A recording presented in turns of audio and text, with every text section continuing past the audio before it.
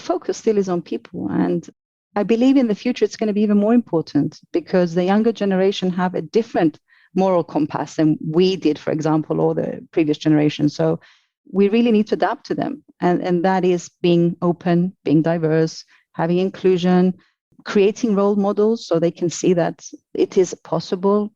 Don't shy away from the challenges, have the difficult discussions with people, and be open-minded and even open-hearted at sometimes, and protect and promote. Business is business. We will always try to find the commercial benefits for our businesses, and that's our main purposes. But at the same time, we can be so much more for the industry and for the world. Welcome to the Shipping Podcast, where I meet interesting maritime professionals sharing their passion for the shipping industry and their everyday job. I am your host. My name is Lena Gosberg.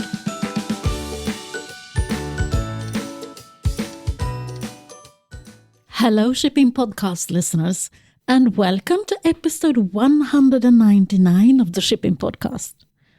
It's one more, and then I've done 200 episodes. Wow. Procurement, what is that? Compared to purchase, what is a maritime procurement company? Well, the best way to find out is to invite a guest to my podcast to explain. Maria Theodosiou is the managing director of GenPro, and she explains it all in episode 199 of the Shipping Podcast. Welcome to the Shipping Podcast. Could you please introduce yourself? Yes, thank you, Lena. First of all, thank you for having me. I am Maria Theodosiou. I am the managing director of GenPro, which is short for GP General Procurement Company Limited. And what is your background? So we were talking a bit earlier on about diversity of thought. So my academic background is in a completely different area. It's in sport and exercise science with psychology. At the time of pursuing my academia, I was an athlete. I was a rower, so I did single sculling for the Cyprus international team. And then it was the right choice for me to follow. Yeah, so I did that. So I do think I am the living proof of how diversity of thought can be beneficial when you apply it. I came back from my studies to pursue a career, but didn't really find the environment I was looking for. So there wasn't the stability and the conditions I wanted. So I started looking around, and a friend of mine recommended this great ship management company here in Limassol, Cyprus, where I'm based. He spoke very highly of them and convinced me to send out a CV, and I did. I mean, he was so persuasive that this company was it. So I sent a CV out, and unexpectedly, 8 months later, I got called in for an interview. And that's it, And I've heard you say in your previous podcast, sometimes it's by chance, and really it was by chance. And I guess being the kind of person I was quite open to challenges. I took the opportunity, and here I am. I think it's great. My reason for asking about did you get here by chance is I think we are so bad in recruitment. We are so bad in selling ourselves. We are the best industry. We all love it so much. Yeah. But we don't tell it to too many people outside our own bubble. Yeah, perhaps. I mean, you need to be a certain person to be open to new challenges. You invest money and time to pursue your studies, your bachelor degrees, your masters. And when you come out of that, you really want to stay on a certain path. And sometimes that path is not the right one for you. So there is an element of risk and chance, and to be brave enough to, reset your bearings, you reset your compass and just take another path. And that's what makes it so exciting. New things come along the way, and you redevelop yourself, you learn. And that was the case with me. And I joined the company and I fell in love with it. And that's the end. I found an environment that challenged me. It was a shipping industry that I had no idea about. There was this massive network involved. It was a global industry, forever exciting and moving and developing, and has its own challenges. And I think I was honored as well to join at a team that was really, really good. I had a really good team around me. So the environment was good. Very early on, I had a good mentor. We have been working together ever since for the last 17 years. And she has been along the way. Further down my career, I had a good sponsor, someone who, kind of recognized the potentials and recognized the appetite, perhaps, that I had and the ability. So presented me with opportunities that I needed and I wanted and I took. And the company is Columbia Ship Management. I need to mention that, right? So I started with Columbia Ship Management in 2007. I joined the technical department working for CSM Deutschland. At the time, I was working remotely from Cyprus. So we were ahead of our time with flexi working and working from remote locations. And between 2007 and 2017, I held the positions of purchaser, assistant procurement commercial manager for the group. And in 2017, I was offered a position at a startup that Columbia was venturing into, which is GenPro today, as a commercial manager. And again, I took the leap. I reset my bearings, and together with the then managing director and director, we set up the company from scratch. And it's been a roller coaster since. It usually is. I'm happy that you fell in love with the industry. So what are you doing now to give back the same things to young people? I think what I do is lead by example. So I do share my story. I'm proud and I own my path of where I've come and where I'm going. So I do share that experience with everyone. I am approachable. I remain approachable, so they can, bounce back their ideas and insecurities or challenges with me. And I think that's important for them to have a secure and stable environment and a safe environment where they can express themselves and really try to identify each person's abilities. Because as for me, I wasn't in the right place at the right time. So any of us at any time in our lives could find ourselves resetting our compass, and you need someone to support you in that path. I did that when I started my podcast. I mean, 20 odd years in the marine insurance industry. And then I started my podcast because I wanted to do something else. And I wanted the world to know about all the wonderful people. Absolutely. And that's the other thing you have said in the past, and I agree. It's about people. It's people. And even now, when we're talking about digitalization and technology, the more we discuss it, the more we realize that we have to focus on the people even more. So it's enhancing the processes, it's enhancing our businesses, but the focus still is on people. And I believe in the future it's going to be even more important because the younger generation have a different moral compass than we did, for example, or the previous generation. So we really need to adapt to them. And that is being open, being diverse, having inclusion, creating role models so they can see that it is possible.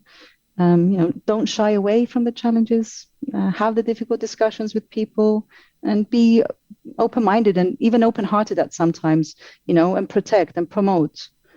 Business is business. We will always try to find the commercial benefits for our businesses, and that's our main purposes. But at the same time, we can be so much more for the industry and for the world. Thank you for saying that. You're very welcome. You're repeating what I'm usually saying, so I don't have to say anything, which is good. In 2017, while I was still at Columbia, myself and two other colleagues, we actually sat down together and had these brave discussions. And we started an initiative, which was called CSM Together. And the Together was a play of to get her promoted, to get her visible, to get her where she needed to go. And the intention was to bring visibility to women and empower women within the company to achieve more. Because sometimes you have the abilities. The company is a very open company and they're willing to help, but people kind of steer back and they're afraid of maybe being rejected, or they're not sure of what's happening. So you really need to work on the communication there. And myself and these two amazing ladies set up a presentation to the top management at the time, which was all male, and put forward this idea. We got the green light from the president. He's always been very, very supportive of the initiatives. And I'm very proud. I mean, today, all these years later, I'm not part of that group anymore as such. I've moved on, but Columbia, through that initiative, has diversity and inclusion as values. They have a diversity and inclusion director in place. Women have been promoted in key positions. So I'm very proud of that. And that's how you do it. You lead by example. There's no other way. I totally agree. It's like sometimes I also need to think about where we are coming from and where we are now. Because I've been in the industry for 25 years and those kinds of thoughts were not at all open to anyone when I joined. I'm happy that we have reached where we are, but we cannot lean back and think everything will be, done by itself. And it's cultural as well. It's, from Norway to Cyprus to Asia to Saudi, it's a different story. You have to adapt to and respect each local culture. But at the same time, you can do quite a lot to help even one person. And helping one person is a chain reaction, yeah? You'll just go and pass that down, that kindness. So what do you do today? You're the managing director. I am the managing director. And what does GenPro do? GenPro is a maritime and commercial procurement company. It's a joint venture between Columbia Ship Management and Bernard Schulte Ship Management. It was established in 2018. The company is headed out of Cyprus, here in Limassol, where I am. We have an office in Singapore and also a back office in India. We have a team of 24 people, and our main function is to negotiate framework supply agreements for and behalf of our clients. So we act as a broker on behalf of them to negotiate contracts. And we do that with an aim to, let's say, capitalize on their best practices and their strengths as ship owners or ship managers, and commercialize the procurement part via economies of scale. And at GenPro, we do that with an added focus on sustainability and on really having good communication with our clients and our stakeholders, and transparently. So we build relationships based on trust. So we have this absolute transparency in place. I also know I have a few students who are listening to this. So what is procurement? That's a little bit an odd word, I think. Yeah, okay. Well, let's say each of our ship managers or ship owners place orders for their vessels. They have a technical team, a purchasing team, and those purchases place orders for vessels, whether it be bolts, nuts, anchors, paints, lubricants, and food. What we do is we take all the requirements and look at it from a strategic point of view. And that's, I guess, what procurement is. So we're taking the purchasing and putting it together, pulling it, and going out strategically and arranging the contracts whereby they can continue their purchasing processes. And we do that. We deal with the contract negotiations, the contract management and maintenance. We do business reviews. We have supply relationship management in place. We vet our suppliers quite aggressively. We have a robust sustainability strategy and roadmap. We carry out audits, and all this is on behalf of our members. So they can forget about this huge admin load, and we take that on for them. But at the same time, we don't interfere with their day-to-day purchasing. So our clients, which are ship managers or ship owners, continue to place orders for their vessels directly via their own systems. So what is the difference between being a client and being a member? I didn't get that, sorry. It's the same thing. Oh, thank you. So we have, I'll just use clients then, we use our clients. Today we represent a pool of 1,000 vessels, from passenger vessels, bulkers, tankers, offshore. And we offer our clients across 10 cost categories, 260 supplier agreements, out of which 54 are ship chandlers. And this is the platform of services that we can offer to any client joining GenPro. As I said before, anything they need. So what's changing out there now then? I mean, it's a lot of crisis going on in the world. So what do you see on your side when it comes to buying things or supply? The good thing with globalization is I think we have the same viewpoint nowadays. It's not so different. So everyone in our network at least is subjected and facing the same issues. Whether we're talking about the pandemic, we've just come out from ? I'm not too sure if we're out of it yet. And it's aftermath. The war that happened earlier this year that no one could have kind of accounted for.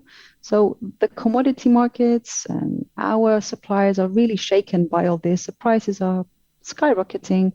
It's a market with, there's inflation, there's volatility.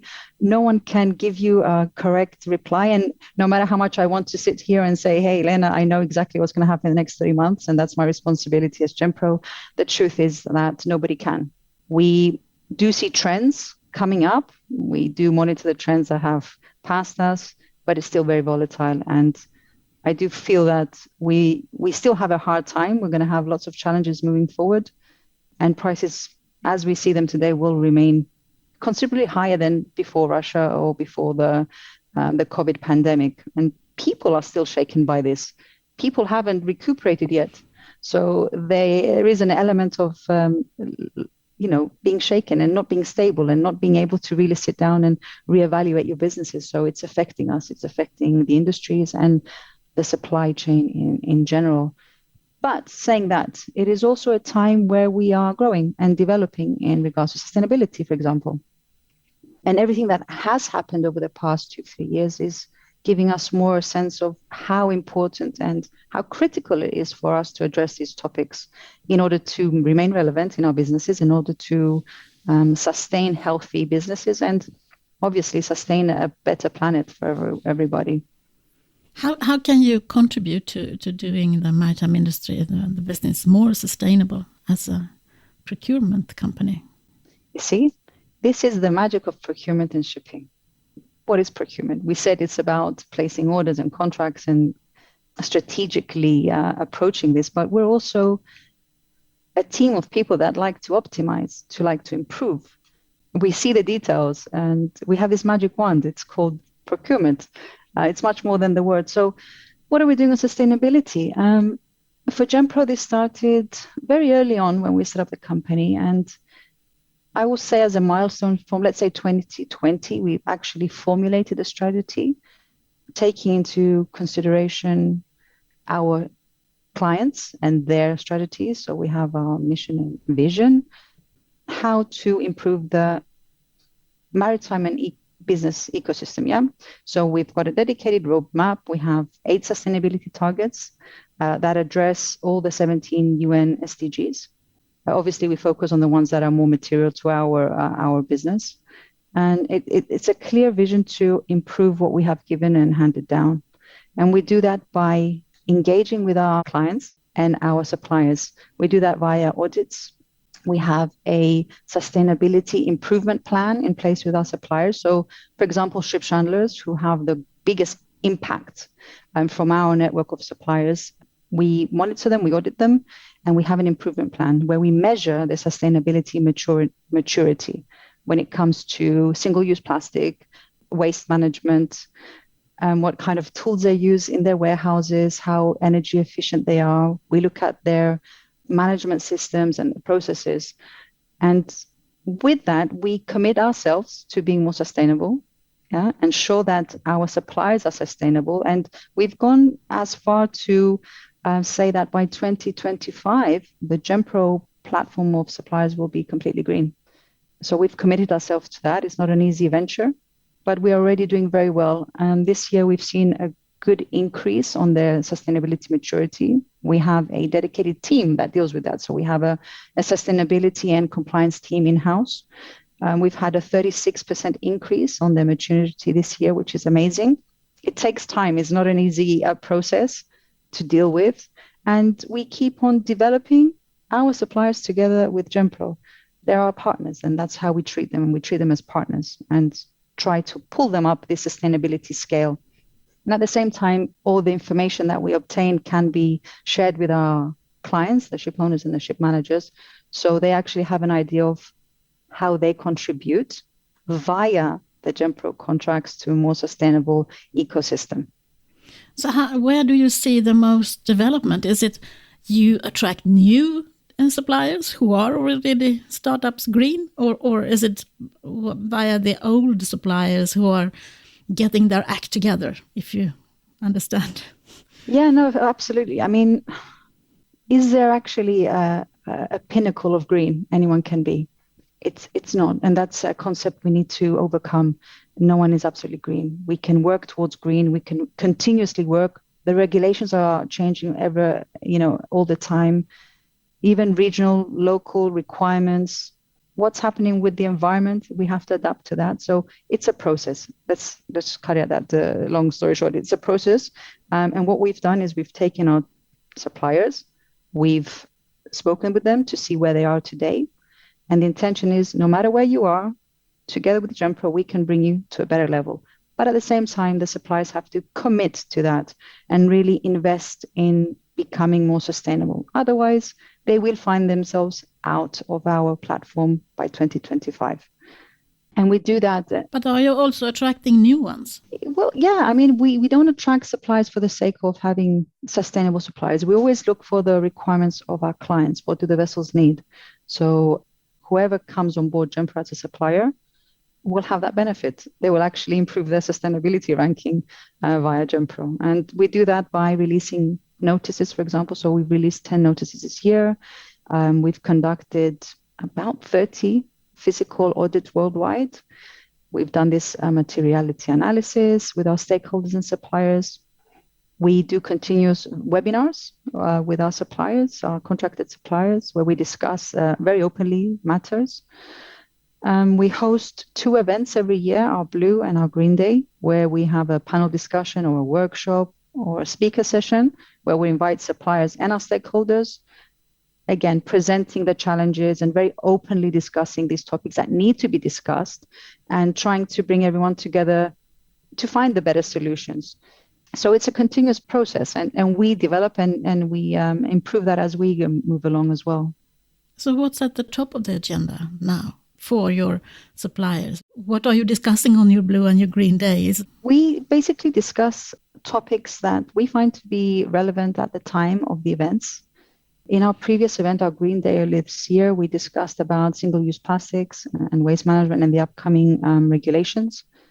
And the top of the agenda, I don't know, it's everything. It's tailored to each and every one. It's different. Okay. We have the topics, we have the notices, we have 80 different scoring indicators for them. And then each one will have strengths in one area and weaknesses in another. Regardless, what we want to see is an overall improvement and a commitment to being sustainable. And that's what's important. So have your clients changed their view on sustainability? Can you see that now, sort of 5 years down the line? Yeah, I think we're very lucky to have clients on board that mirror our philosophies, and we're quite selective in choosing clients. But generally, I would say sustainability is a massive driver nowadays. It's a must. It's not a good to have, it's a must have. And from our point of view, we find it our responsibility, offering procurement with purpose. So we're on this journey together. It's a never-ending journey, and we're on it together. So what are the biggest changes that you have seen in the maritime industry in general during your time here? I think it is a focus on people and relationships, to be very honest with you. The equation of pricing and negotiations and supply are pretty much always subjected to the same parameters. But I feel that what has changed is how we deal with it on a personal level. And that's something we did at GenPro from very early on. We invested a lot of time of talking and explaining and listening, actually. I think we listened more than we spoke in the beginning of the company, because as we approached the suppliers and the market that we were building, we found that there was a lot to hear. There was a lot to be improved on their side. So the relationship of buyer and seller changed. It wasn't a one-way path. It became a dual way, where together the seller and the buyer can identify areas for optimization and work together in a relationship. Yeah, it's not one-sided. And I think that's what's changed greatly. How do you see the future for the maritime industry then? I think, how far in the future are you talking about? It's up to you. Well, I hope we don't change too much. I do hope that we do have a future where we have a completely green supply network, where everyone, all stakeholders, have the same moral compass in place and do their best to improve their footprints and minimize that footprint, that work together. And there is a school of thought where if we all plug in our knowledge together, we can achieve something much better than what we have today. But I also think we are doing so many cool things. we are already contributing in such a good way. And there are so many things happening right now. I think it's like, it's all on the agenda, as you said. It's all at the top of the agenda, everything that is happening now. But we don't tell it to anyone outside our industry. And that is my soapbox. How do we become more visible to the general public? That is where diversity, I think, comes in place, and trying to, maybe that's another trend we can just talk about, or how we see the ship management companies and the shipping industry working together with other industries. So bridging the gaps, and then you can have forums where you exchange these ideas and talk about the challenges. As long as we talk between us, it will remain between us. We need to start talking outside of the maritime industry. I think that's really important. And as you said, it's on everyone's agenda. We keep talking about it, but who are we talking to? Yes, I was presenting the other week about the next generation in shipping, and I said, do they know how many cool things we're doing here? Do they know all the green initiatives that there are? Or do they only see what is usually, when you talk about the maritime industry, you see black smoke coming out of the chimneys, and that is so far away. Also, in addition, if you are Googling, if you do an image Google on seafarer, you get Popeye. I mean, it's so far away from who we are. Absolutely. And that is why I'm fighting so hard to get the message through that we need to show everyone else what we're doing, because we are so much better than what people think we are. Absolutely, yeah. I agree with that 100%.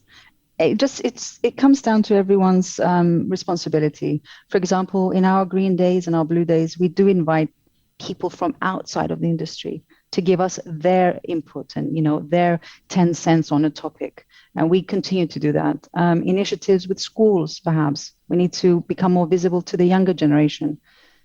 There is an overindulgence of information around the world at the moment. You log into the internet and you don't know where to look anymore. It's just so much out there. So maybe we need a right channel to put it together and present it in a way that is comprehensible and available to everybody, shouting out of the rooftops.